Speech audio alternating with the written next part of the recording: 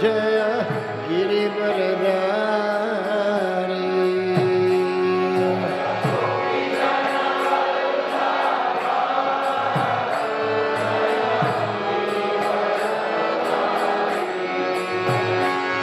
Jaya Radha Madhava Jaya Kunja Bihari.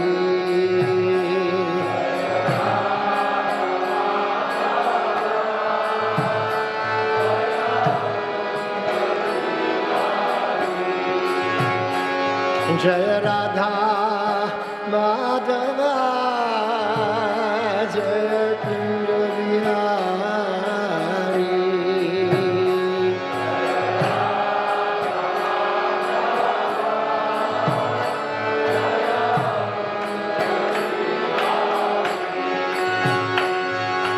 Yashoda Nandana Jaya Braja Janaranjana.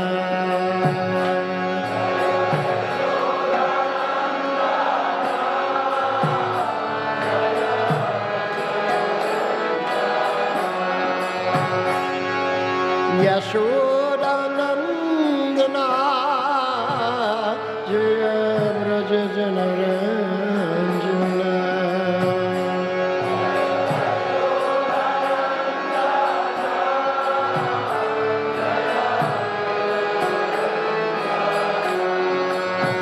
Jamuna Tira Vanachari.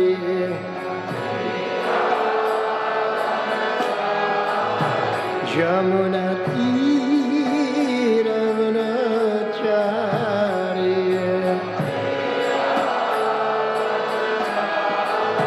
Jamuna Tira Vanachari.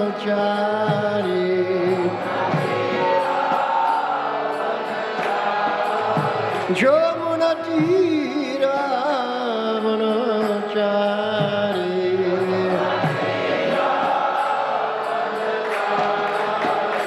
Jaya Radha Madhava Jaya Kunja Bihari.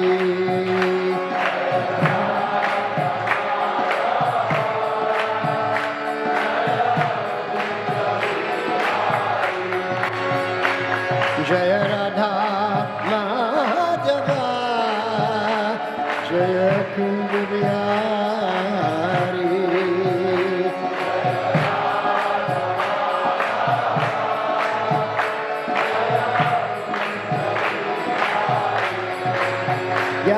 Yashodanandana Braja Janaranjana.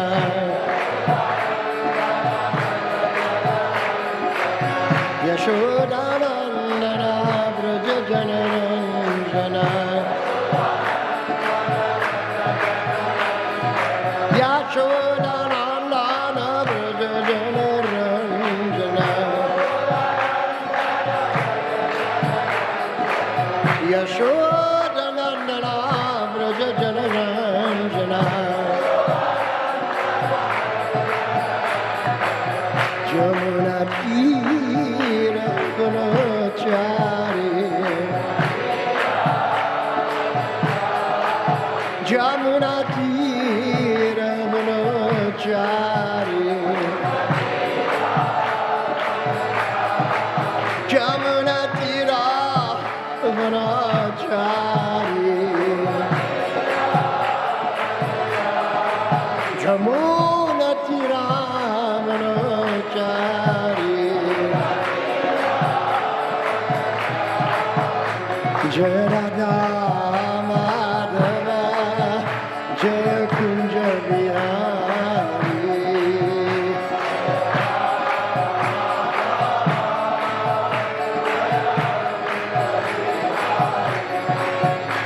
Jaya Radha Madhava Jaya Kunja Bihari.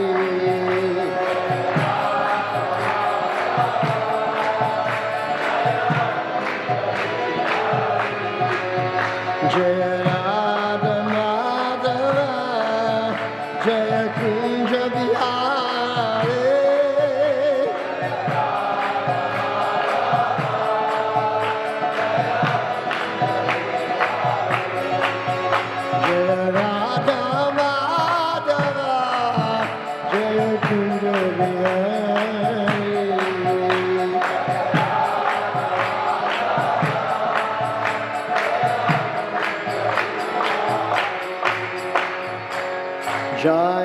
Sri Radha Madhava ki jai. Jai Sri Radha Gopinath ki jai. Jai Sri Radha Damodara ki jai. Jai Sri Radha Madan Mohan ki jai. Jai Sri Radha Govind ki jai. Jai Sri Radha Shama Sundar ki jai. Gaur Premanande Hari Hari Bol.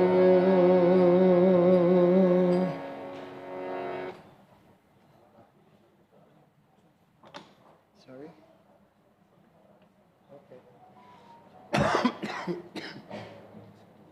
It's okay. Hare Krishna. So we are very fortunate that we have amongst us senior disciple of Srila Prabhupada, His Grace Vayasaki Prabhu. So just a brief introduction.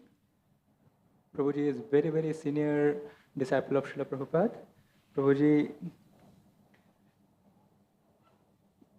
found himself in 1970s very much enamored by Krishna's devotion. In 1973, he was committed to the path of devotion or Bhakti Yoga, and just after 2 years later, he received formal initiation from His Divine Grace A.C. Bhaktivedanta Swami. On his Guru's request, he journeyed to India in 1975, both for personal purification and to proclaim the renaissance of Sri Krishna Chaitanya's, Mahaprabhu's Bhakti movement. He traveled the entire subcontinent, the Southeast Asia, serving the mission of Bhakti Yoga. In 1978, he arrived in Bangladesh, where he imbibed the culture through his wonderful kirtan and wonderful fluent Bengali. And on a boat trip down to Meghna River, he chanced upon a local kirtan band on their way to a festival.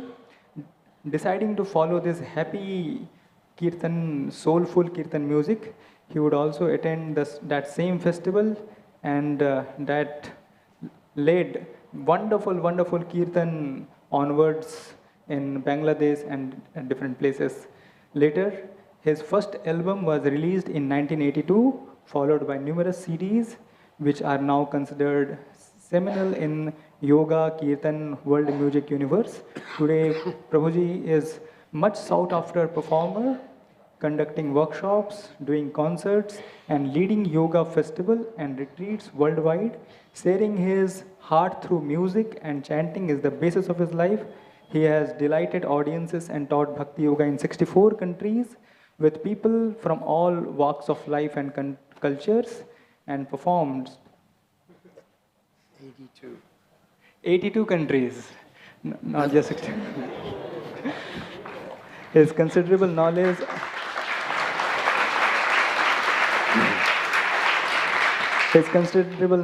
of the vast Indian bhajans and kirtan has provided the foundation for new generation of artists in the flourishing genre of music for yoga and mantra meditation. Prabhuji's CDs include The Way of Love, Charana Kamal, Kirtan Ras, Harinam Anand, Transcendence, Vrindavan Chandra, Chaitanya Chandra, Rath Yatra USA, The Turning Point, Best of Vayasaki, Sri Krishna Divya Naam, The Beautiful Divine Name, and Kirtan Explosion, High Energy Kirtan. So this is very, very short introduction. Prabhuji's glories are unlimited. Many, many devotees all over the world are inspired by Prabhuji's kirtan and Prabhuji's wonderful katha. So we are very much honored that Prabhuji is here. Let's welcome Prabhuji by loudly chanting 3 times. Hari Bol! Hari Bol! Hari Bol! Hare Krishna. Grateful to you, Prabhuji. Thank you very much for inviting me. I feel very honored every time I come here. Such a wonderful Sangha you have here. So let's continue our study of Srimad Bhagavatam, first canto, chapter 13. And this chapter is entitled Dhritarashtra Quits Home. And today's shlok is 46, no?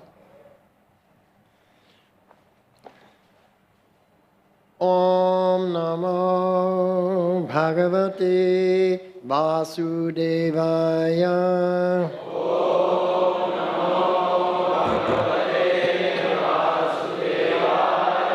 Om Namo Bhagavate Vasudevaya.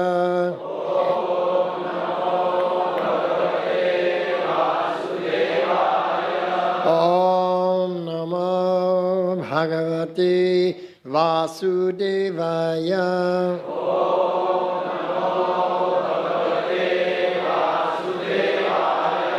Narayanam Namaskritya Naram Chaiva Narottamam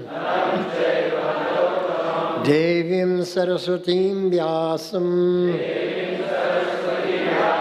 Tato Jayo Mudirayet Nashtapraye Svabhadreshu Nityam Bhagavata Sevaya Bhagavat Yuttama Shloke Bhaktir Bhavati Naishtiki Om Jnanatimirandasya Jnananjana Shalakaya Chakshurun Militam Yena Tasmai Sri Guruve Namaha Mukam Karoti Vachalam Pangum Langhayate Girim Yat Kripatamaham Bande Sri Gurundinatarinam Vanchakalpatarubhyascha Kripa Sindhubhya eva cha Patitanang Pavanebhyo Vaishnavebhyo Namo Namaha Sri Krishna Chaitanya Prabhu Nityananda Sri Advaita Gadadhar Srivas Adi Gaura Bhakta Vrinda Hare Krishna Krishna Krishna Hare Hare Hare Rama Rama Rama Hare Hare. So this chapter 13 in the Srimad Bhagavatam, Dhritarashtra quits home, is very instructive. This particular situation takes place after the Kurukshetra Yuddha. Previous to the Kurukshetra Yuddha, Yudhisthira had been preaching to Dhritarashtra, now you're very elderly, you and your wife should give up this politics and this palace and go to the Himalayas and concentrate on dhyan, on Sri Bhagavan, Sri Krishna, Pad Padma. But he didn't listen because he was thinking that his sons would be victorious in the battle and he wanted to see his sons take over the entire kingdom. However, what happened was his sons were defeated. Duryodhana and his brothers were all defeated. And so now Yudhisthira comes again a second time. He says, you have nothing to live for now. Now, please leave and make your life a success by going to the Himalayas and fixing your consciousness on the lotus feet of the Lord. So now Dhritarashtra accepts that. He has no choice. So we're in a similar situation. Are we going to surrender and focus completely on Krishna now, or are we going to wait till later? Because this is what we hear sometimes. Well, when I'm older, I can do that, I can surrender. But Prabhupada defined what is old. Old means when you die. So someone who's 25, if they died at the end of their life, old age. The age was ended. So we should always take shelter of the Lord.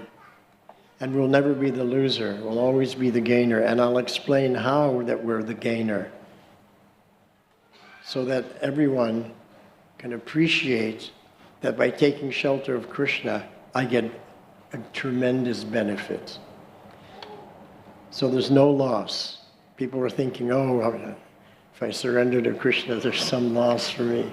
There's no loss. It's only gain. So let's look at this shloka.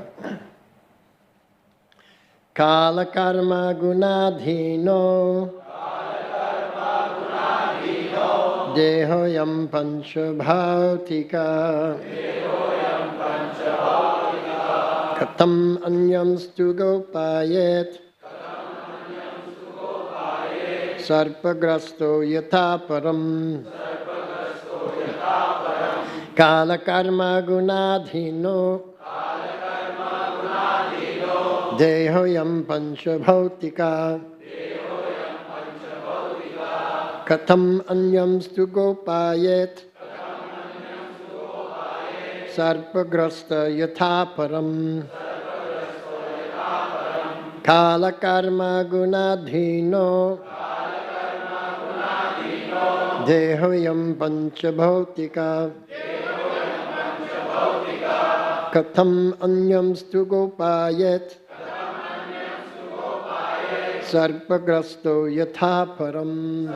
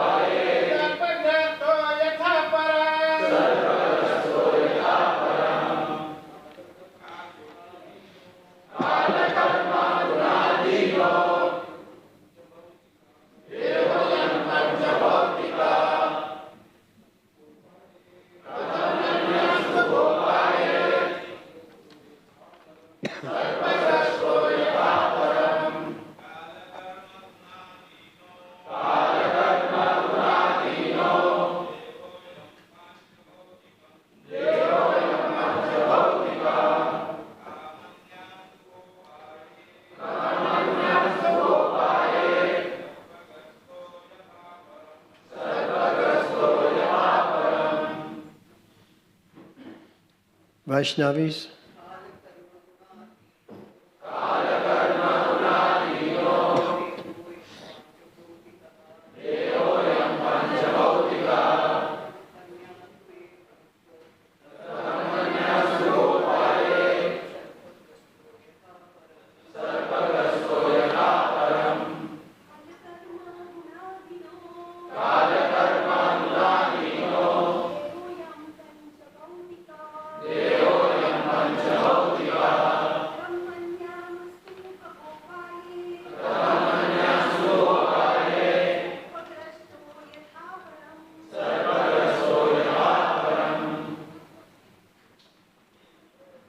Kala, eternal time.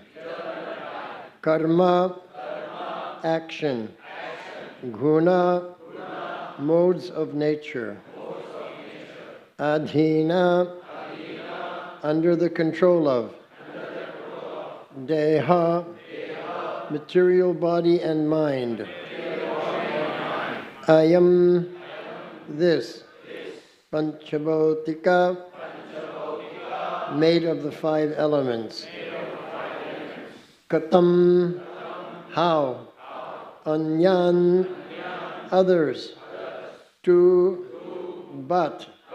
Gopayet, give protection. Sarpagrasta, one who is bitten by the snake. Yata, as much as. Param, others. Translation by His Divine Grace, A.C. Bhaktivedanta Swami Srila Prabhupada. This gross material body made of 5 elements is already under the control of eternal time, kala, action, karma, and the modes of material nature, guna. How then can it, being already in the jaws of the serpent, protect others? So here we're getting a continuation of yesterday's shloka. Give up your anxiety due to ignorance of the self. We have anxiety, stress and anxiety, and it's based on anxiety, it's based on ignorance. Because when we're in full knowledge, we don't have any anxiety. I'll give you an example. What will happen tomorrow? How will I pay my bills if I lose my job? So you don't know. You have no knowledge. You're in anxiety. But if you get knowledge, the boss comes and says, oh, we love your work. We'll never let you go. Then the anxiety is gone. Now you have knowledge. So it's the same here with spiritual understanding. So the purport, Prabhupada begins with a very powerful statement. The world's movements for freedom through political, economic, social, and cultural propaganda can do no benefit to anyone, for they are controlled by superior power. So politicians are thinking that they are in control and they're working for the benefit of the people. This is what Dhritarashtra was thinking also. I should maintain my post because I need to take care of the praja, the citizens. Of course, he's blind. How he can take care of the praja? He's blind physically and he's blind spiritually. Therefore, Yudhisthira is preaching to him time and time again. Why did Yudhisthira not give up and say to himself, this Dhritarashtra, useless, waste of time and energy, he never listens. But no, we never have that mood. We're always caring for others, trying to help them. Just like we have a mother, she has a young child, and the child is trying to learn how to walk. But he sees everybody else walking, so the child wants to walk. He doesn't want to toddle along on hands and knees. But every time he tries to get up, he falls down. Gets up, falls down. Mother holds his hand, he takes a step. He's smiling, very happy. She lets go, he falls down. So at what point does the mother say, you're hopeless, you're never going to walk? Never. That's why everybody walks. That's why everybody walks. So we should never give up preaching to anybody about spiritual life. And then everyone will come to spiritual life. We do our duty, and they will benefit from it. So everything like political considerations, economic considerations, social considerations, cultural considerations, and even propaganda, they don't benefit anyone, for they are controlled by superior power. So here Prabhupada is explaining everything, and everything is under the control of Krishna through his agents, the Devas. The Devas are controlling everything. So this is the universal government. A conditioned living being is under the full control of material nature, represented by eternal time and activities under the dictation of different modes of nature. So here Prabhupada explains very simply this deep understanding of how everything is controlled. Because everything is under the control of material nature. We all accept that. The body is controlled by the material nature. If we don't take our bath in 2 or 3 days, nobody wants to be near us. The men, they have to shave every 2 or 3 days, unless you want to be a dariwala.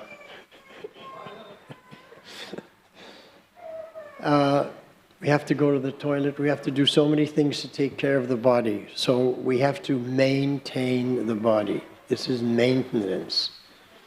So sometimes a brahmachari will say, I don't want to get married because I don't want to maintain a family. You're already maintaining your body. So we have to learn to maintain. And maintenance is in the mode of goodness. We have to come to the mode of goodness, sattva guna. So here, everything is under the full control of material nature. So that means that the political ideas and the politicians, they're also under the full control of material nature. If they get a virus, they get sick. They're lying in the hospital. They have no control over this. They're being attacked at every moment. And so that's the first control, by material nature, just by the material energy of which we are encased within, just like you're in a jail. If you do some criminal activity, the government puts you in a jail and you can't get out. We've been put in this body and we can't get out. The only way you can get out is to die. So in order to go back to Godhead, the first thing that you have to do is to die. Nobody goes back to Godhead without dying first. Therefore, devotees are not afraid of death, because we know that death is just, the door is opening to allow us to enter into the Pushpa Biman, to be flown back home, back to Goloka Vrindavan. But for the materialists, they don't know that. Therefore, they're in anxiety. They have fear of death, because they don't have knowledge. They're in ignorance. And they're trying to become immortal. They don't want to die. Nobody wants to die. Nobody wants to get old and feeble. Nobody wants to be sick and lying in a hospital. But we have no control over these things. You don't want it, doesn't matter. You're going to get old, you're going to die, you're going to get diseased. You have no control. So everything's under the control of material energy, which is represented by eternal time and karma. So things happen, karmic activities happen within time. Time is eternal from Krishna's perspective. For our perspective, it could be 80, 90, 100 years maximum. But we want it to be eternal. And so we're thinking how I can survive and live a long, healthy life. But it's under the control of time and our activities. Whether we have beneficial activities, which brings punya, or we have activities that bring, pop activities that bring negative results. And all that, the eternal time, the karma, and the material nature, are all under the dictation of different modes of nature.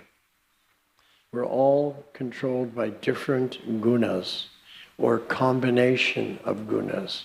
There's so many various combinations. And what's controlled? The deha. And the deha, as Prabhupada has explained, is the body and the mind. Not just the body. The mind also is controlled by material nature.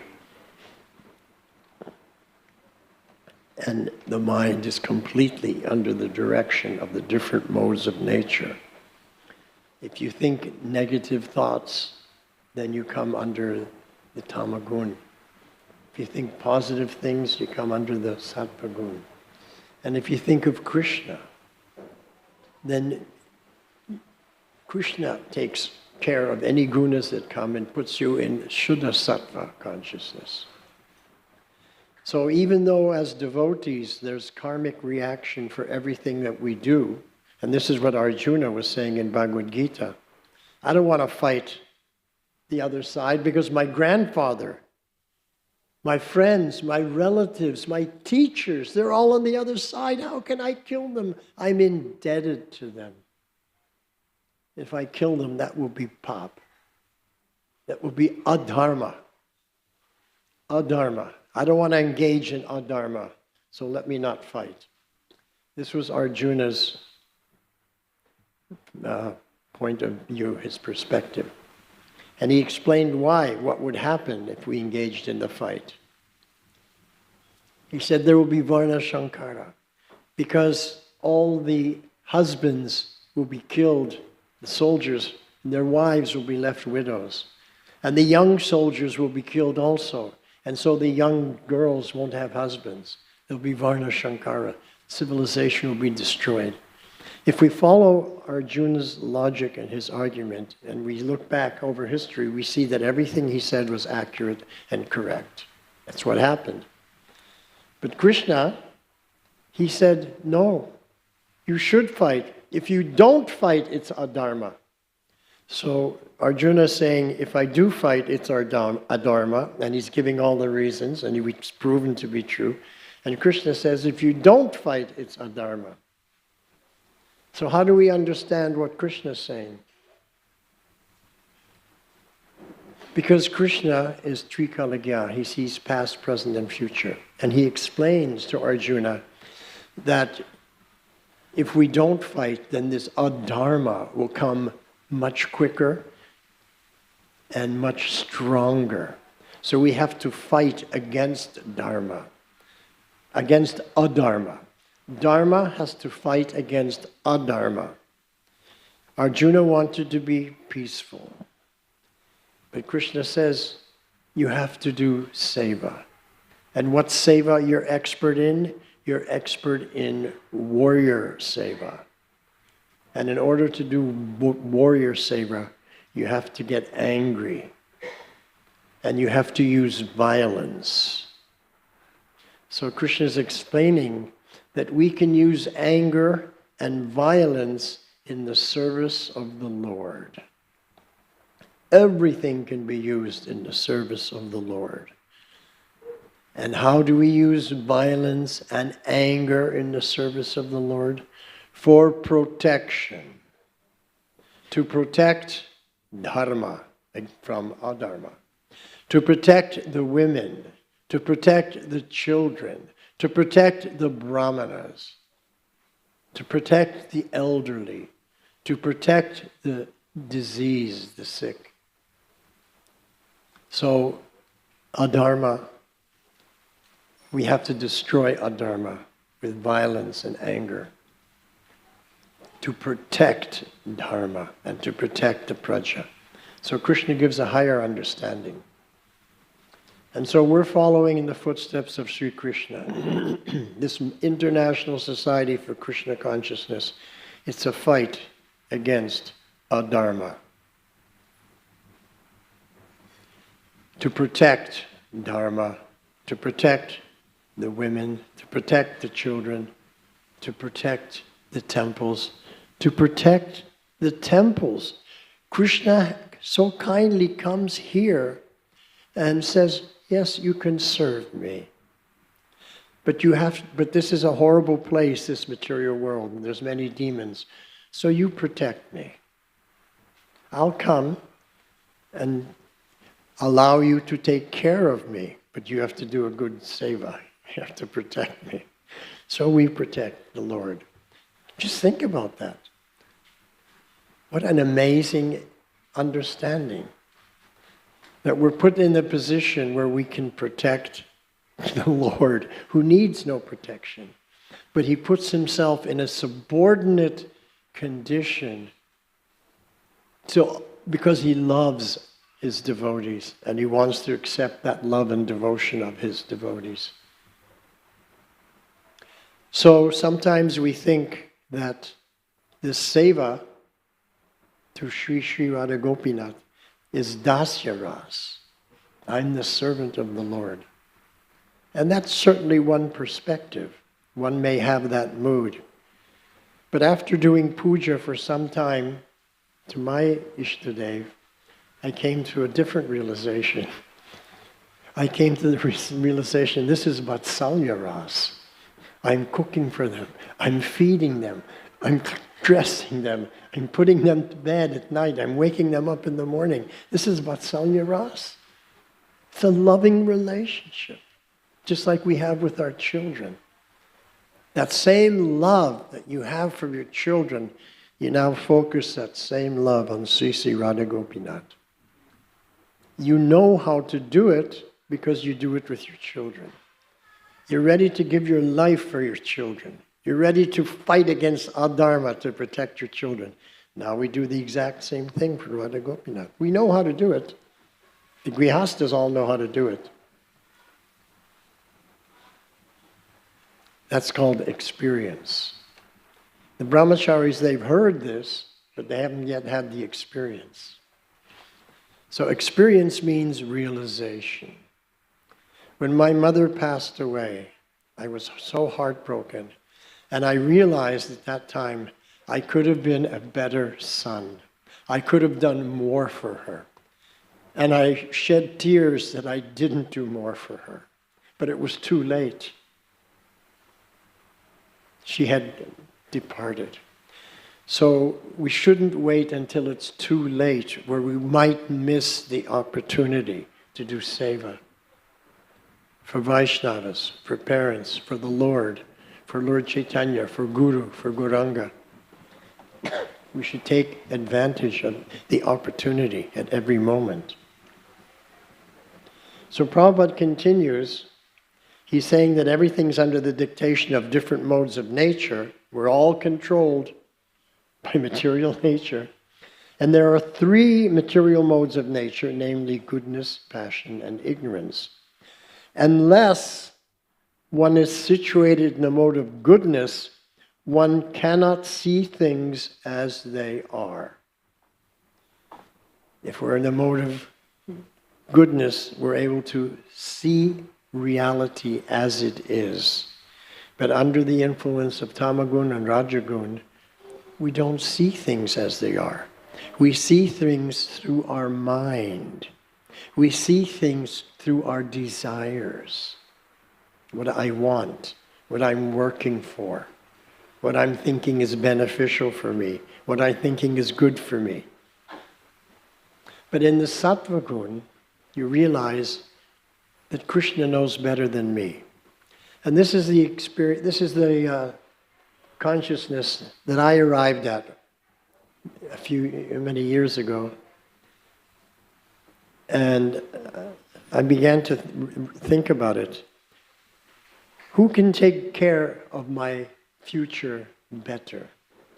Who can ensure that I have a better future, that everything will be taken care of? Me or Krishna? And then I realized that Krishna can do a better job at taking care of me and my family than I can do. Why? Because Krishna is Trikaligya. So he knows in advance where I should be going, what I should be doing, how I should be behaving. And Krishna speaks to each and every one of us, and he gives guidance. The only problem is we don't listen, we don't follow. So to make it clear for you, I'm going to give you an example.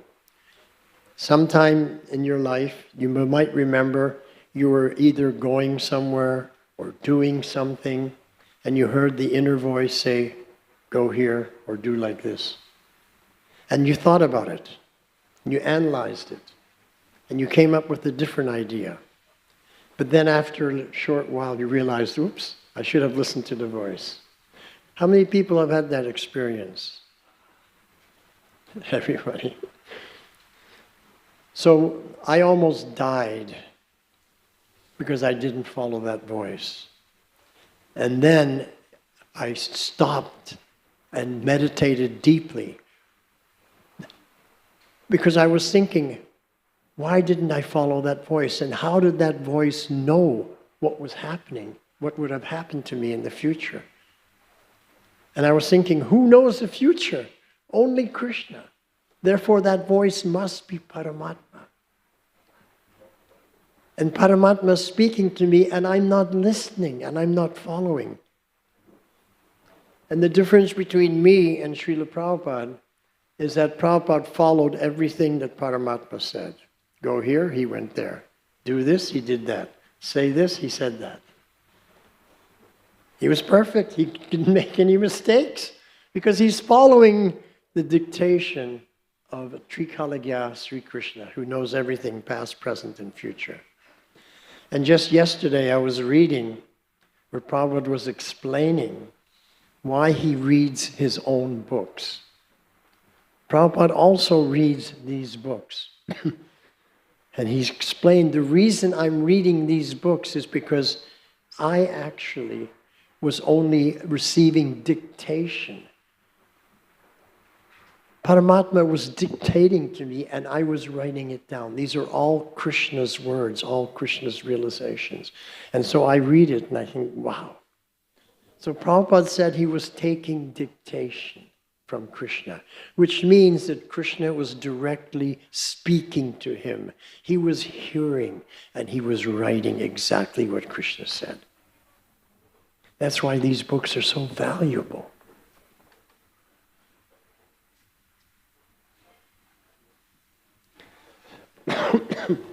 So becoming a devotee means that we have to learn to take shelter of Krishna and let him guide us. Sometimes people ask me, how do I know?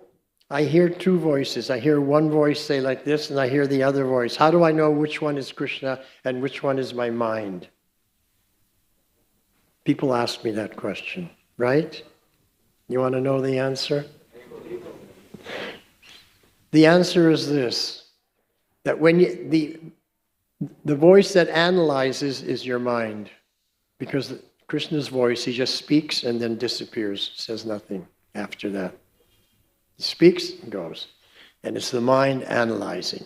So all this analyzing and coming to different conclusions, that's the mind. So we should learn, you hear the voice, you just act. So I was thinking I have to train myself up to follow Paramatma. But I discovered it wasn't easy because I had a samskara in my brain going back over so many births that I always analyzed and took shelter of my own intelligence, my own mind. So Krishna would speak, give some advice, and I would analyze and follow, and then, oh no, I'm not supposed to do that, I'm just supposed to listen. And I realized that I'm so conditioned, I have a habit. Samskara in the brain means a habit that we've developed over past lives, and even in the past in this life. So we have to change that. So the samskara is whenever I hear the voice, the inner voice of Paramatma speaking, I just follow. And how will I know that I did the right thing? Prabhupada also answered that. Palena parichiyate. You judge by the result. You judge by the fruit. You get a good result, you did the right thing. If it's a negative result, then you didn't follow the voice, you followed your mind. So when Krishna speaks, Bhagavan speaks, it's always a positive result. So we have to learn. And the learning curve gets shorter and shorter until after only a few seconds of analyzing, I realize I don't want to analyze. I give you an example. Not long ago, I was doing some puja. I went to wash my hands. And then after the puja, prasad was being served. And I was going to take prasad, and the voice said, wash your hands. And then mine came in, but you just washed your hands just a few minutes ago. So you don't have to wash them. But then I thought, no, I'm just listening to that first voice. I'm not analyzing. I went and washed my hands again. So this is called training yourself up to hear Paramatma speak. Prabhupada was Paramatma realized. And that's why we say he was empowered by the Lord. But each and every one of us can be Paramatma realized. And we're meant to be Paramatma realized, because then we can save the world. If I follow my mind, I won't even be able to save my family. But if I follow the inner voice of Paramatma, then I will be able to save the world because I will be empowered by the Lord to do things that I was thinking was previously impossible. So here's what Prabhupada is saying, that unless we come to the mode of goodness, where we're connected to the Lord, following His every instruction, then we won't see reality as it is. So Prabhupada continues, the passionate people and the ignorant people cannot even see things as they are. Therefore, a person who is passionate and ignorant cannot direct his activities on the right path. And if I can't direct my own activities on the right path, how can I help others? How can I help others if I can't even help myself? So then Prabhupada sums it all up. Only the man in the quality of goodness can help, but to a certain extent. We can help others because we become the instrument of the Lord, the servant of the Lord. Just like a pen in your hand. Whatever you're thinking to write, the pen is the perfect servant of your intelligence to write what you want to write. So we have to become like the pen in Krishna's hand so that He can write the future of how Mumbai became Krishna conscious.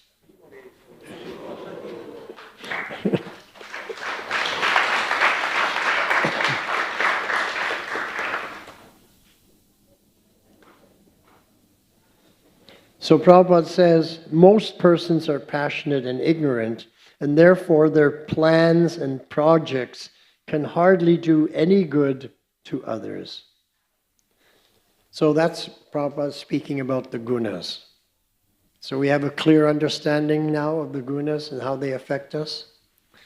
Now Prabhupada turns his attention to eternal time. Above the modes of nature is eternal time, which is called Kala, because it changes the shape of everything in the material world. Changes the shape of everything. 2,000 years ago, life was a certain way. Everything was the way it was. 1,000 years ago, it had changed, it was different. When I was born in the 20th century, life was going on in a certain way. Now in the 21st century, it has changed. Even in my own little lifetime, I see the changes. Eternal time has changed everything. And it will continue to do so. So we do not know the future. Only Krishna knows the future. Therefore, we have to be connected to Krishna so He can guide us through the future, so we can see things as they are and as they will be, so that we can be successful in our preaching mission, but also successful in our protection mission. Because we're not only protecting our family members, we're also protecting Dharma. We're also protecting the citizens of this city by giving them knowledge so that they can help themselves and protect their families. So in this way, we're doing an invaluable service. So even if we are able to do something temporarily beneficial, it might appear to be beneficial temporarily, still, time will see that the good project is frustrated in course of time. And Prabhupada had this exact experience. After graduating from Scottish Churches College in Calcutta, he got a very good job with Dr. Bosch,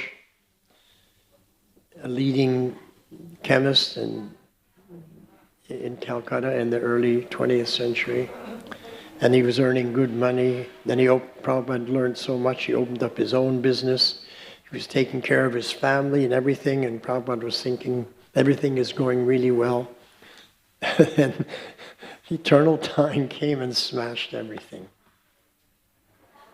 Prabhupada was left with nothing. His business failed, and his servants stole.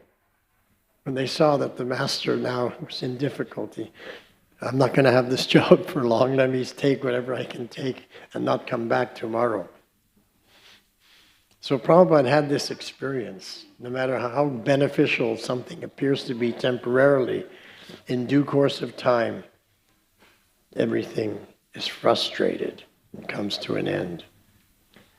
So the conclusion, Prabhupada says, is the only thing possible to be done is to get rid of eternal time, kala, which is compared to kala sarpa, or the cobra snake, whose bite is always lethal. How do we get rid of eternal time, someone may ask? I can't control time. How can I get rid of eternal time? Well, the Shastra explains you get rid of eternal time by getting rid of your material body and mind and becoming Atma Tattva situated, by having Brahma Vidya, by connecting to the Supreme Lord, by hearing His voice, guiding us, following it at every step. Then we're beyond the effects of time.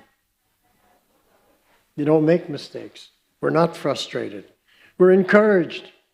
We're empowered by the Lord because we're the pen in His hand, writing the history of how India transformed adharma into dharma. Because of all the countries in the world, the most dharmic country in the world is India. But it's fading fast. The adharma is really becoming more and more prominent. And the only hope for dharma is from us, the members of the International Society for Krishna Consciousness, for the followers of Srila Prabhupada, to fight against adharma and to show people that by taking shelter of the Lord, they will be greatly benefited. Greatly benefited. And by taking shelter of your own intelligence, everything will become frustrated in due course of time due to the modes of nature and our karma. So Krishna explains in Bhagavad Gita, there's karma, vikarma, and akarma.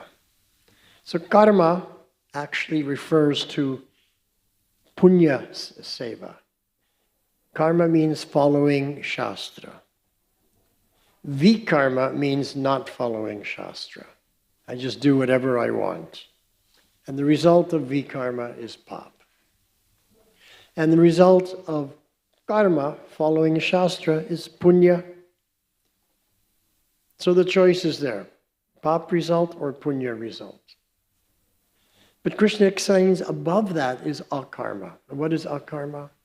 Akarma means that whatever you do, no karmic reaction comes to you because Krishna takes that karma. It doesn't come to you. Krishna takes it. That's what he says to Arjuna. Arjuna, whatever karma you think is coming to you, don't worry. You just follow what I say and that karma will come to me. I'll take it and don't worry, I can handle it. No problem for me. So we do our seva, and Krishna takes care of everything. And Prabhupada gave such a good example in this regard, which I'll share with you. He said that in most countries, when a man becomes of age 18, they're recruited into the army to get trained up to serve their country for protection in case of invasion by other countries. So if another country comes to invade, then we send our army out to fight them. And if one man goes out and he kills so many of the enemy while in the army, and he returns home and he's a hero. He was the best fighter of all, and he gets a medal, he's honored, he gets titles. because he's acting under the instruction of the government. But once he retires and becomes a private citizen, if he kills one man, he's a criminal and goes to jail, because he's no longer protected by the government. So it's the same with us. We're either protected by Krishna, the supreme government, and there's no karmic reaction, or we're not protected because we're acting under our own mind and intelligence, under the influence of the gunas, under the influence of changing time. It's eternal, but it's eternally changing and adapting. So Prabhupada explains here, the only thing possible to be done is to get rid of eternal time, Kala. Why? Because Kala is compared to Kal Sarpa, the cobra snake, whose bite is always lethal. Prabhupada gave another example in this case. The cobra is lethal because in its fangs are poison. But the defanged cobra with no teeth, no problem. Doesn't hurt at all. So for devotees, the Kal Sarpa has no teeth. We don't feel any effects. Simple. Take shelter of Krishna, he protects us. So Prabhupada says no one can be saved from the bite of a cobra, but if we take shelter of Krishna, that cobra is defanged and cannot harm us anymore. So the best remedy, okay, here's the remedy. Prabhupada explains the problems. Then he explains and gives us understanding of the problems and the various solutions that are possible, the various courses of action that we may take. And then he gives the remedy to solve the problem once and for all. The best remedy for getting out of the clutches of the cobra-like Kala, or its integrity, the modes of nature, is bhakti yoga, as it is recommended in the Bhagavad Gita. Bhakti yoga, P-Jai. So what is bhakti yoga? If someone asks you what is bhakti yoga, how do you explain it in 2 or 3 words? Sorry? Relationship with Krishna, master and servant, right? No one likes to be the servant. Sorry? Offering everything to Bhagavan. So in other words, what both of you are saying is that it's the yoga of devotional service, right? Is that what you're saying? Bhakti yoga, the yoga of devotional service. How many people agree? Let me give you a deeper understanding. Bhakti yoga is the yoga of gratitude. What does gratitude mean? It means you're saying thank you to Krishna for everything he's done for us. And to show my gratitude, I'm going to reciprocate and do something for him in the mood of devotion. So my kirtan, when I'm chanting Hare Krishna, what am I doing? I'm saying thank you to Krishna. This is my way of saying thank you, because it's the yoga of gratitude. I'm chanting this name with as much heart and feeling as I can, and it's my way to say thank you to everything that you've done for me, life after life, birth after birth. And I never said thank you, and now I'm saying thank you. And that's called gratitude. We have to show gratitude. For example, if I give you a glass of water, what will you say? Thank you. But Krishna is giving us so much water. Every morning we're taking a shower. Do we say thank you? We forget. Because we have a negative samskara, a bad habit. We have to transform that samskara into gratitude. To follow the guidance of Krishna, to say thank you for everything that's coming my way. Just like we go Sarirara Vidyajal, Jarendriya Tahikal, Premedako Chaitanya Nitai, right? That's Bhaktivinoda Thakur telling us how we can say thank you to Krishna for this prasad. We're just saying thank you. We appreciate, we have to show appreciation for what has been given to us. And we reciprocate with our gratitude and say thank you. Of course, thank you is just 2 words. We want to do more than thank you. And that's seva. I don't want to just say thank you. I want to do something for you. What can I do for you? I can distribute your Bhagavad Gita. That's a very good thank you. Or I can go out on Harinam, Sankirtan, and so that people can hear the holy names of the Lord. That's a very good thank you. Krishna appreciates that thank you. So there's so many things we can do. We can cook for Krishna. We can dress Krishna. We can become surrendered to Krishna Nam, Krishna Guna, Krishna Rup, Krishna Leela, Krishna Parshad, Krishna Sangbad, Krishna Shiksha. Everything to do with Krishna, we can reciprocate and show appreciation. This is the yoga of gratitude, Bhakti Yoga, Hare Krishna. So, Prabhupada continues here. The highest perfectional project of philanthropic activities is to engage everyone in the act of preaching Bhakti Yoga all over the world. Why? Because that alone can save the people from the control of Maya, or the material nature represented by Kala, Karma, and Guna, as described above. And the Bhagavad Gita 14:26 confirms this. So Prabhupada is giving very deep analysis of this shloka. In these verses, when Yudhisthira Maharaj is preaching to Dhritarashtra, or in any of the Shastras that we read, the shlokas, they give such deep understanding. But yet in the purport, Prabhupada goes in deeper and gives deeper explanation. And he's hearing it directly from Bhagavan Sri Krishna. Krishna is saying, let me give you a deeper understanding of this shloka. Prabhupada says, okay, he's taking dictation. I just read it. I was taking dictation. That's what Prabhupada said. So we should take shelter of these books and inculcate the teachings as given to us by Srila Prabhupada. And Srila Prabhupada was so brilliant, was so empowered, that he could take any subject matter, the deepest tattva, and he can explain it in such a way that even a 6-year-old boy could understand. That is supreme intelligence.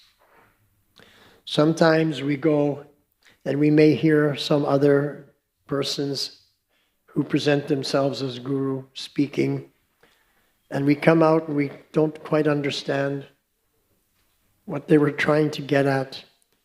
And your friend says, boy, that was really deep. It was so deep I couldn't understand it. No, he didn't have an understanding, so he couldn't explain it so you could understand.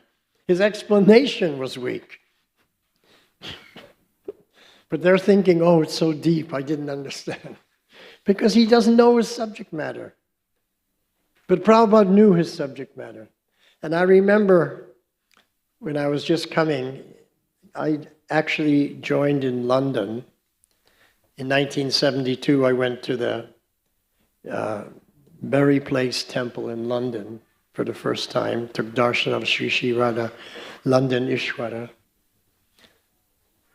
And I was making friends with the devotees, and one devotee said, oh, this one guru from India has come and he's giving a darshan. Should we go and hear what he has to say? So I said, yes. Because at that time, I was searching for guru. I was following the teachings of one Narayanananda Swami from South India, doing Kundalini Yoga. And then I was coming to the Bhakti Yoga. And now this other guru was coming. So I was interested to hear what they all had to say. So I went with my friend, the devotee. So we sat there, he spoke, and then he asked for questions. So my devotee friend, immediately, he said, yes. And the devotee said, can you speak about death? Because the understanding is that at the time of death, you have to be Krishna conscious. So you go back home, back to Godhead. So this guru said, death? Why we should speak about death? Let's speak about life. Life is glorious. And immediately my friend said, he's bogus. Let's get out of here.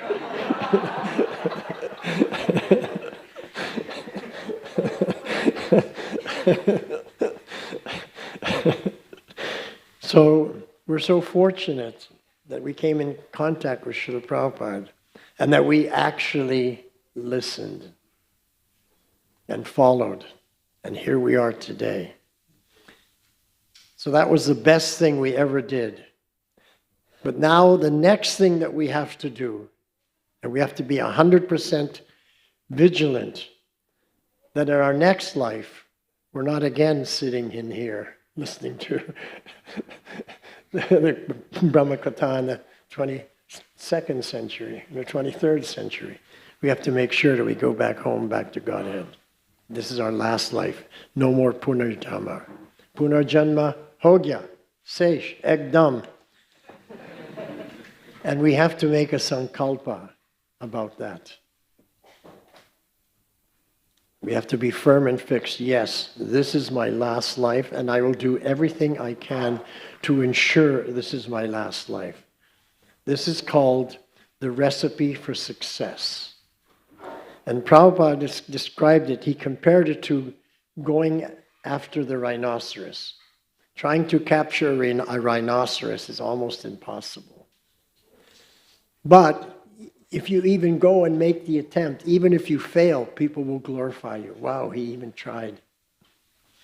But of course we'll be successful because Krishna is there to help us. So the recipe for success is, this is my last life. Pray to the Lord, help me, to guide me. Lord Chaitanya, Guru Gauranga, Radha Gopinath, whoever you pray to. This is my last life, Punarjanma.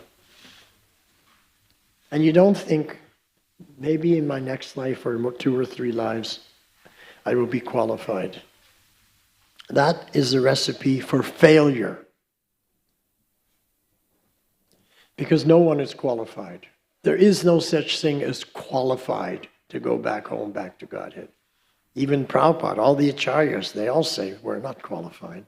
It's only by Krishna Kripa, Radharani Kripa. No one's qualified. Oh, I'm qualified. I can go back to Godhead now. Ahankara vimudatma, Krishna says. The Atma, due to that ahankara, has become a muda. But the worst kind of muda, the vimuda, the biggest muda of all the mudas. But those who surrender to the Lord and say, yes, this is my last life. I will follow everything you say.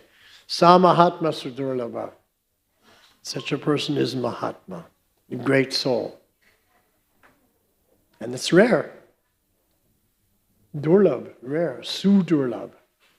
Very, very rare. But sweet. Su means sweet.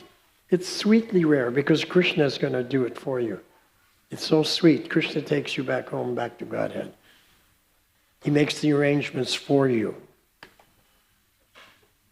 So this is the theme of my talk here, that who can do a better service for my own welfare, my intelligence or Krishna? So let Krishna take care of everything. Let him do what he knows how to do best, guiding us, making us successful, and then taking us back home, back to Godhead. So this is the sum and substance of this shloka. Thank you very much.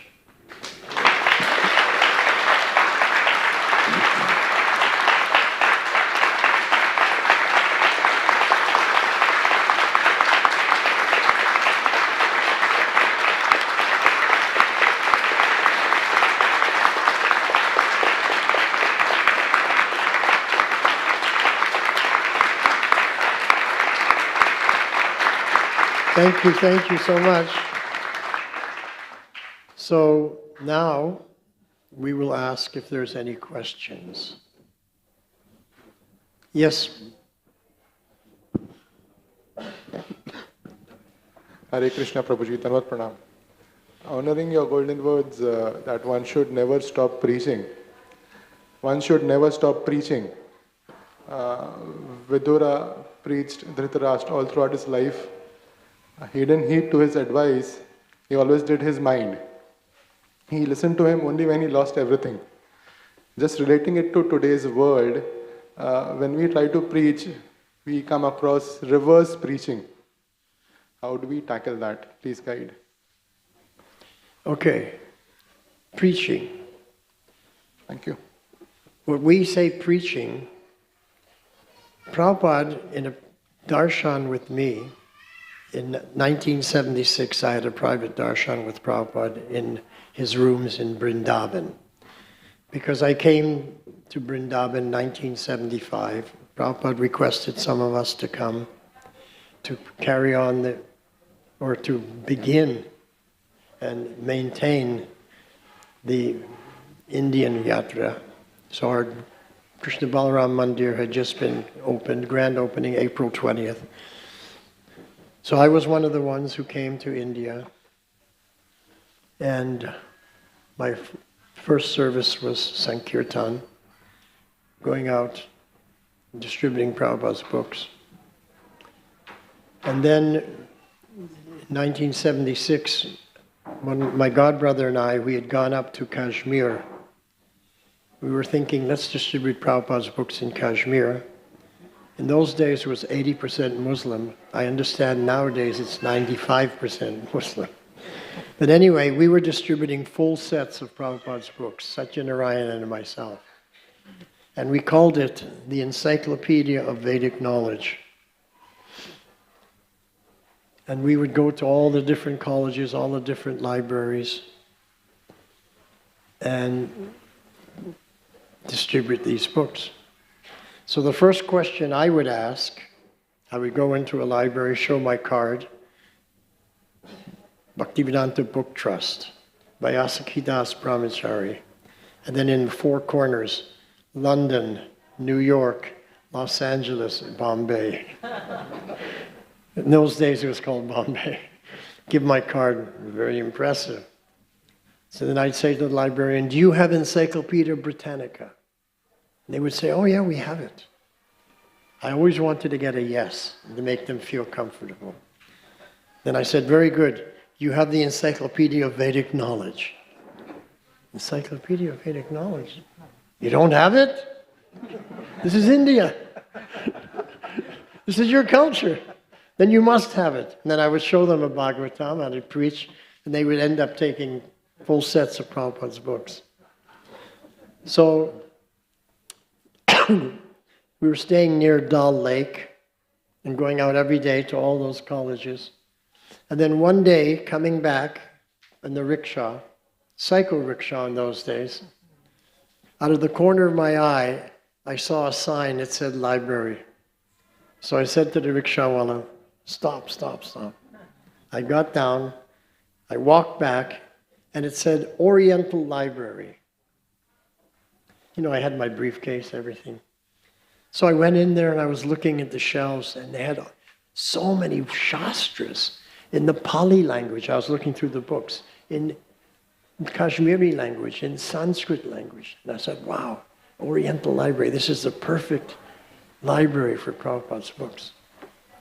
So the librarian saw me looking at all the books, so he came forward. Can I help you? So I gave him our card. And then I handed him a Bhagavatam. And I said that I'm from the Bhaktivedanta Book Trust. We're distributing the Encyclopedia of Vedic Knowledge. Here's a copy of one Srimad Bhagavatam for you to look at, to see the quality. So he opened it up, he looked at it, saw the picture of Prabhupada. Then he gave it back. He said, I think we have this already. So one thing that Prabhupada taught me, he said, salesmanship begins when they say no. Up until that point, you're not selling. You're just establishing friendship and connection. But when they say no, salesmanship begins. So I said, actually, I know for a fact you don't have these books because these were just printed in America, just shipped to Bombay. This is the first English translation of Srimad Bhagavatam. I guarantee you do not have it, but you should have it. So he said, let me check. Okay, so he went to the back and through a door, and I waited and waited, came back in 5 minutes, and he had Srila Prabhupada's first 3 volumes of the first canto that Prabhupada had printed in Delhi. And he said, the author himself came here, and I purchased these books directly from him. And I said, you know, salesmanship begins when they say no. I said, but look, that's only first canto. Bhagavatam is 12 cantos. You must have the whole set. How can you only have... So, and anyway, he ended up taking all Prabhupada's books.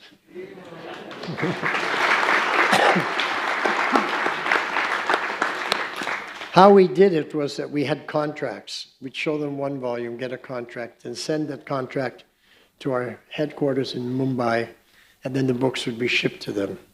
So when I came out of there, I was in ecstasy.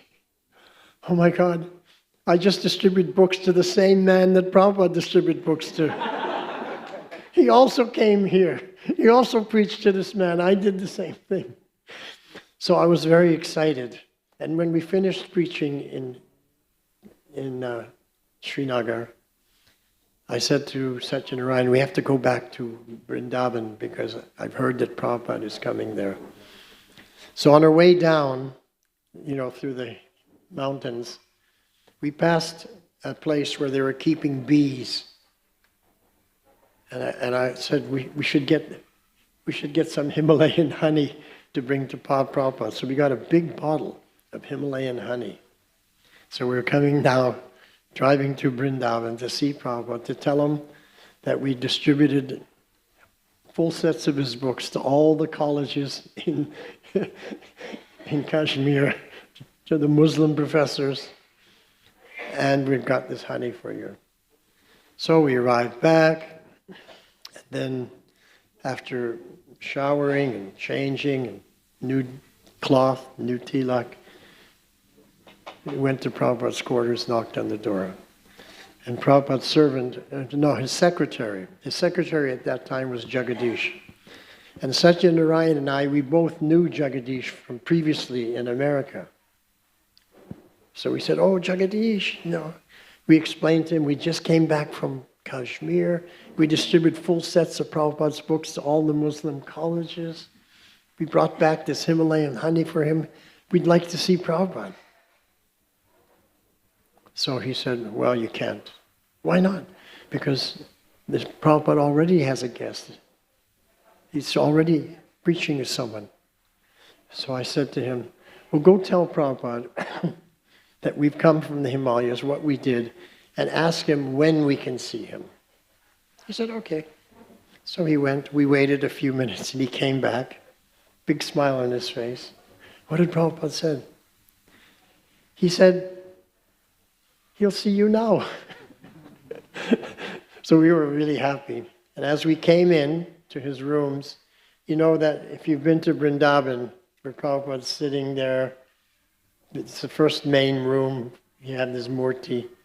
So Prabhupada was sitting there. And as we came in, we offered our Dandavat pranams. And Prabhupada said to the 2 Indian gentlemen who were there, here are 2 very nice boys, he said to them. And then they got up and left, and we came in. And then Jagadish introduced us. And so we were speaking, and I said to Srila Prabhupada, we've just come back from Kashmir. We distributed full sets of your books in Kashmir. And Prabhupada said, this was in November 1976, he said, oh, I went to Kashmir before I went to America. Now, nobody knew that in 1976. We were just hearing it for the first time.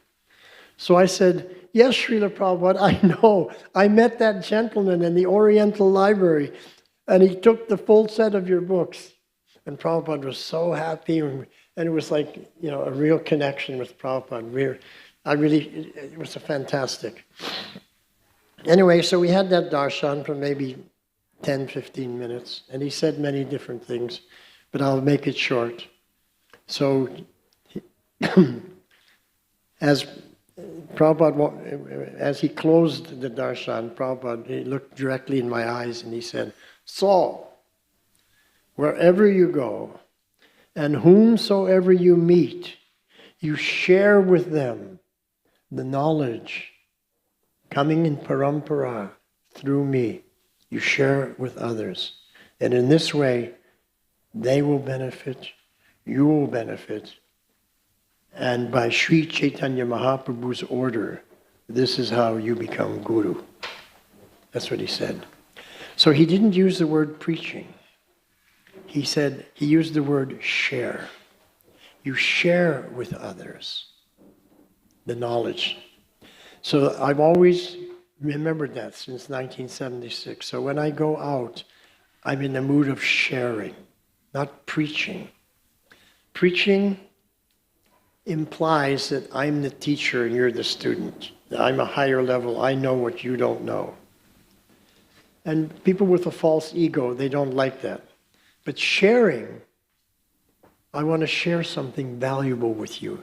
You're giving them like some gift, some benefit, so now they're more interested. And sharing means caring. Because we don't share with people we don't like. We share with people that we like. So sharing means caring. So I'm always in that mood of sharing. So that should be our mood. We have to learn how to connect with another person in such a way that in 30 seconds they think, oh, he's my friend. They like you so much in the first 30 seconds that they want to hear what you have to say because they like you. Because if they don't like you, they don't care what you have to say. And while you're talking, they're just thinking, how do I get out of here? So we really have to connect and make a friend. So we do that by connecting Atma to Atma, heart to heart, soul to soul, on the deepest level. Because Paramatma's in their heart also. So that's how we connect, and that's how we share. So sharing means caring. So this was my experience with Srila Prabhupada. So I'm just sharing that with you. Because he told me, wherever you go, whomsoever you meet, you share with others. So everywhere I go, I just share the knowledge I received from Prabhupada. So I hope that I was able to share nicely today what Prabhupada has given to me. Thank you.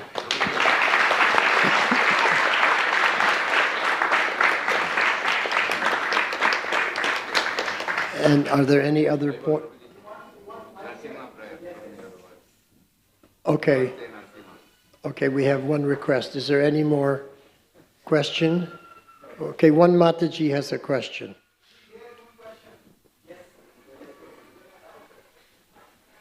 You can give a microphone to this Mataji.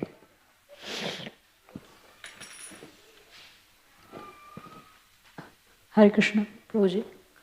Prabhuji, thank you so much for your wonderful class and sharing such wonderful points.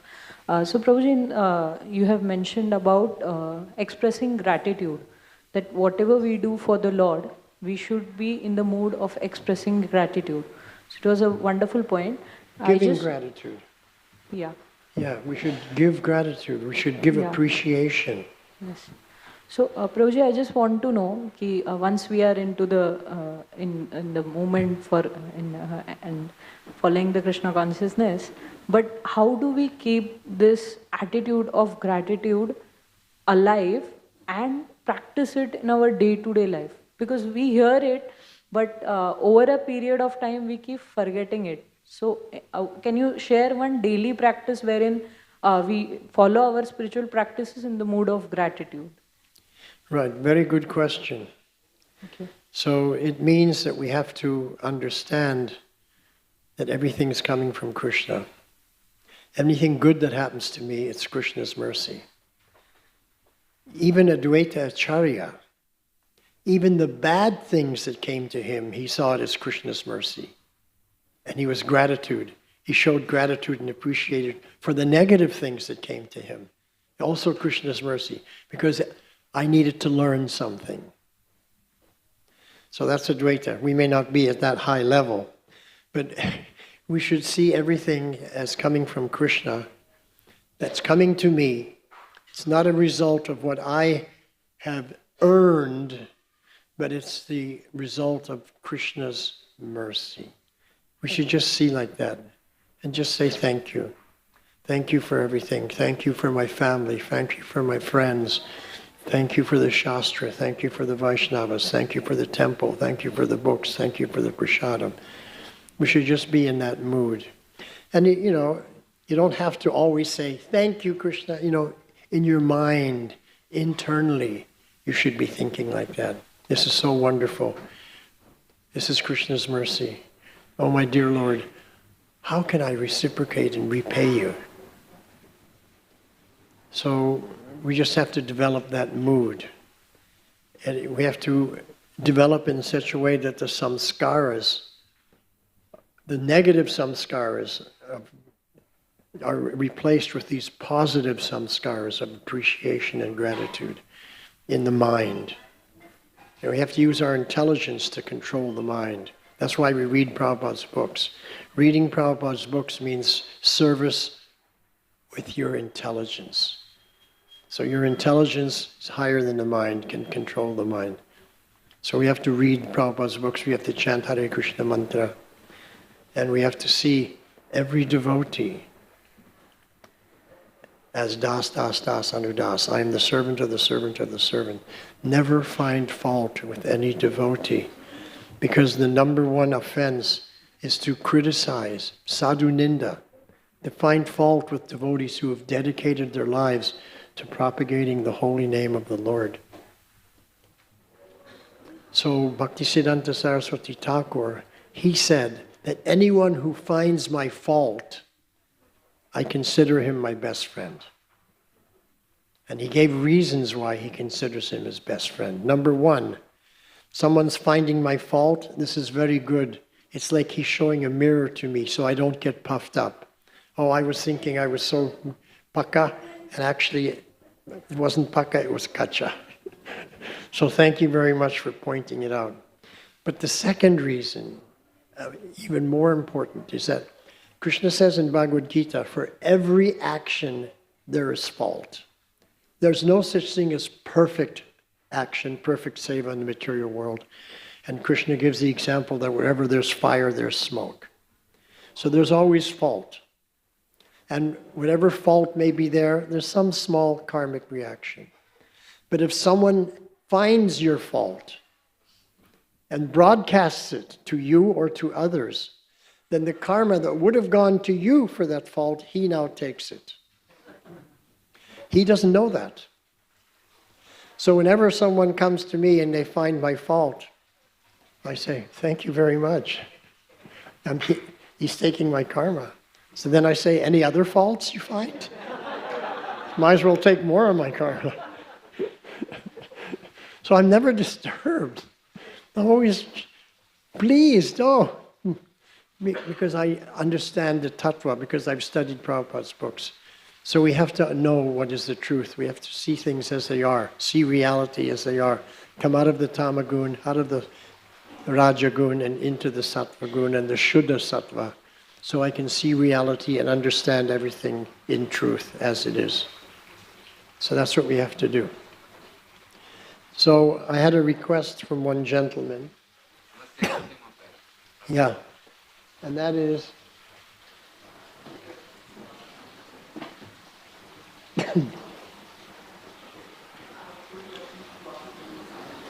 to share something with you that you already know, but might not have a deeper realization of it.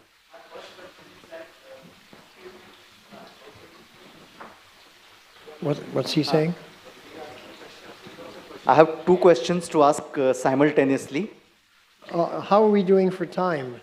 My first question is that if we are satisfied, then finding fault is out of question. So would you like to comment on this from Krishna consciousness point of view? And my second question is, Well, what's the first question? What's the first question? My first question, I will repeat my first question. If we are satisfied with anyone, then finding fault is out of question. So Finding fault is out of question when we're out of question, satisfied we are with someone. satisfied. So would you like to comment on this from Krishna consciousness point of view? Yes, I will comment on it right now. And my second question is, Well, ask the second question after I finish answering the first. Okay, Prabhuji. Step by step. In Hindi we say dire dire. Okay. In Bangla we say krome krome. So we should be satisfied with anyone's service because they're offering it voluntarily. No one is getting paid to do a service. They're just offering it voluntarily from their heart. Now, it may not be 100% perfect, but we already know that there's fault in every action. Bhagavad Gita explains this very clearly. So we should be pleased with them and satisfaction that they've come out of the Maya and now they're on the path. They're in Lord Chaitanya's mission. They're following Prabhupada's instructions. They're doing their best. And in the beginning, no one's perfect. In the end, no one's perfect either. Only Krishna is perfect. But we should be satisfied that they're on the right path.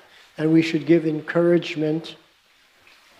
Encouragement. We should always encourage them more and more with sweet words and appreciation that they're doing so well.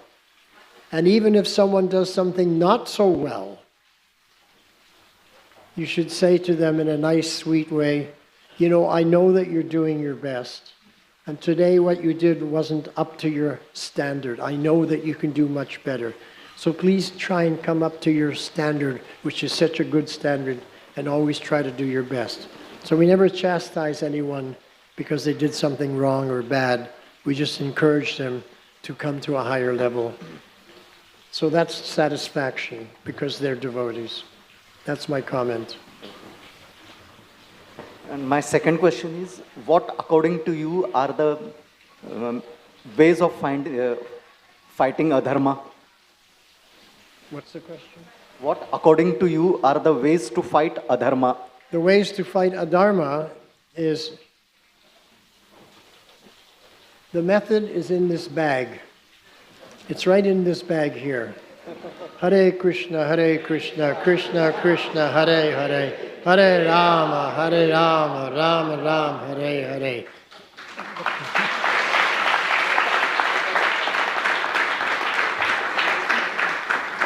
And to continue using this method, we should be reading Prabhupada's books so that we become convinced that this is the method. Hare Krishna, Krishna Krishna, Hare Hare, Hare Rama, Rama Rama, Hare Hare.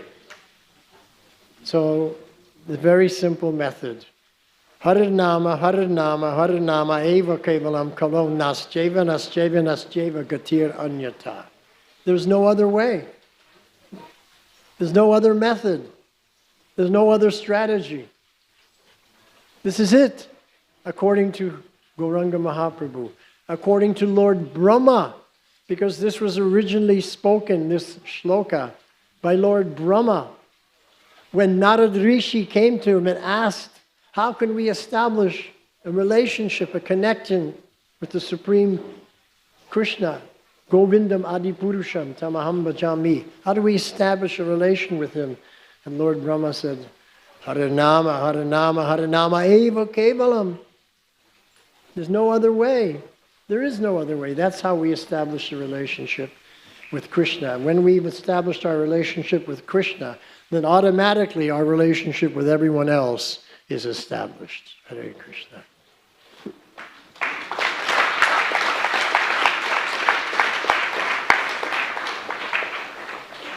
So now, we've had a request You know, the first mantra that Prabhupada gave in 1966 to his newly formed International Society for Krishna Consciousness was a Hare Krishna mantra. And in 1966, for 1 year, they only chanted that mantra. In 1967, Prabhupada gave a second mantra. That second mantra that he gave was Namaste Narasimhaya. The Narasingha mantra was the second. And then Prabhupada went back to India because his health was very poor. He came back in January 1968. And then he gave the Panchatattva mantra, that was third. And then shortly after that, he gave the Guru Pranam mantras, that was fourth. So the second mantra was prayer to Narasimhadev. So Narasimhadev, we pray to him for protection. Protect our Dharma, protect our Seva, protect our Bhakti Yoga, and from all of the anarthas that keep us away from Radha Gopinath. So in other words, we're asking Lord Narasimhadev to destroy all those elements that stand between me and Radha Gopinath. And when that's destroyed, then there's just me and Radha Gopinath together. So right now we have a connection with Radha Gopinath. We come and join this movement, but that's not the goal. The goal is relationship, intimate relationship. We're just at the connection level. Let's get to the intimate relationship level. So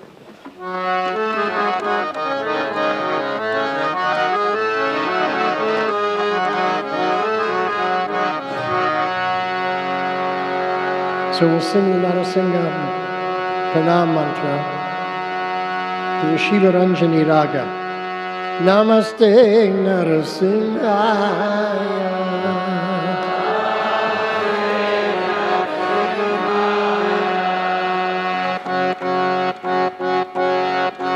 Namaste Narasimhaya.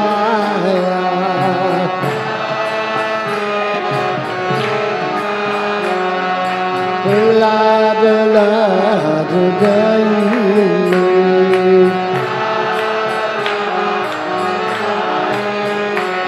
Hiranya Kashivor Vaksha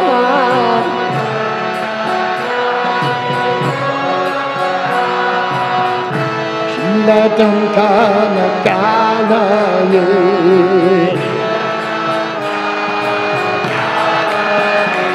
Ito Sela, Haratam Sela.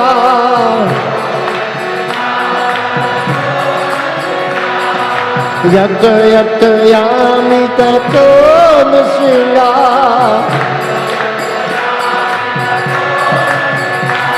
Bahir Sela, Hridaya Sela.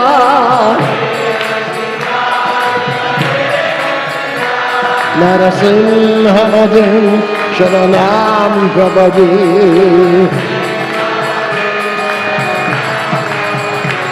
Narasimhadev Sharanam Prabhati.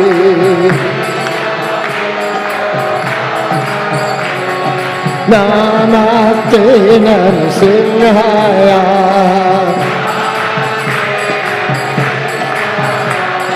Bala bala jagaine Hiranya Kashipur Vaksha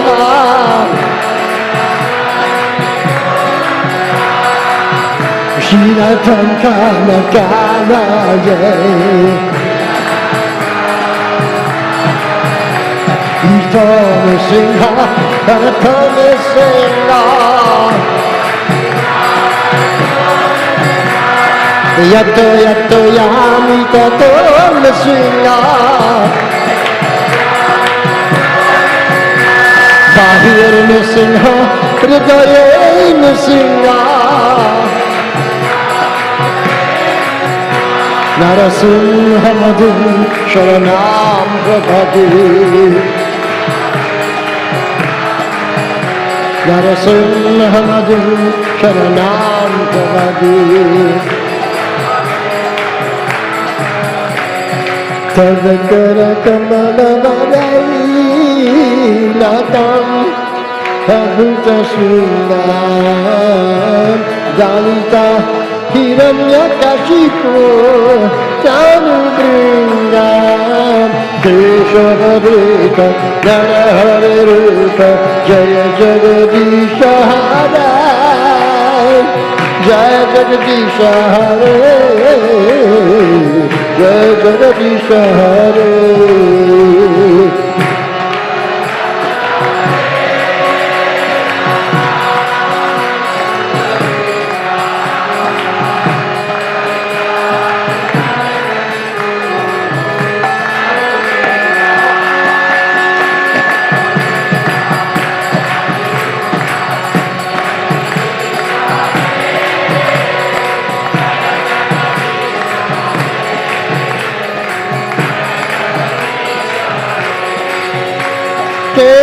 Keshavadrita Narahari Rupa Jaya Jagadisha Hare Jaya Jagadisha Hare Jaya Jagadisha Hare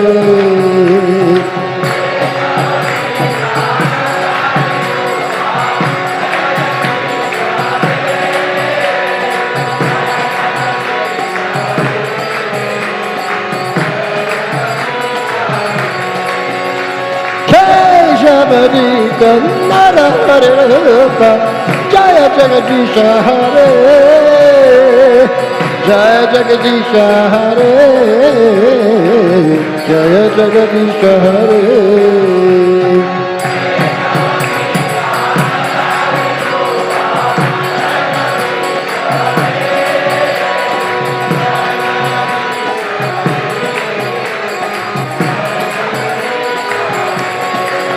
Jaya Nrsimhadev, Nrsimhadev, Nrsimhadev, Jaya Nrsimhadev.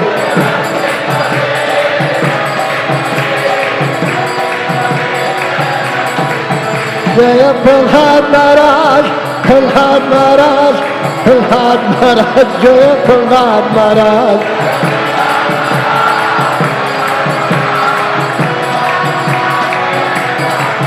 Prabhupada, Prabhupada, Prabhupada, Prabhupada.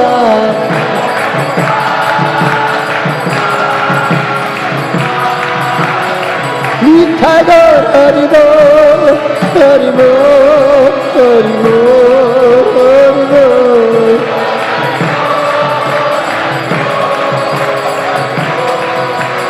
Nithago, Haribo, Haribo. Haribo, Haribo.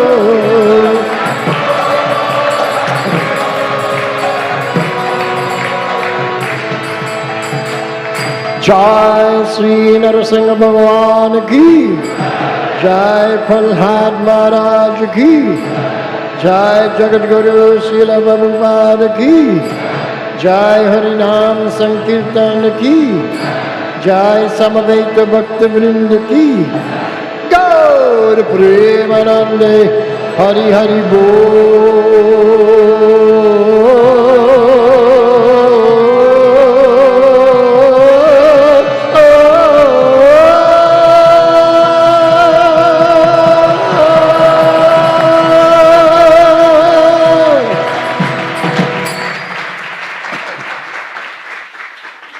Thank you very much, Prabhuji. It was very enlightening session, and we are really very much grateful to you, Prabhu.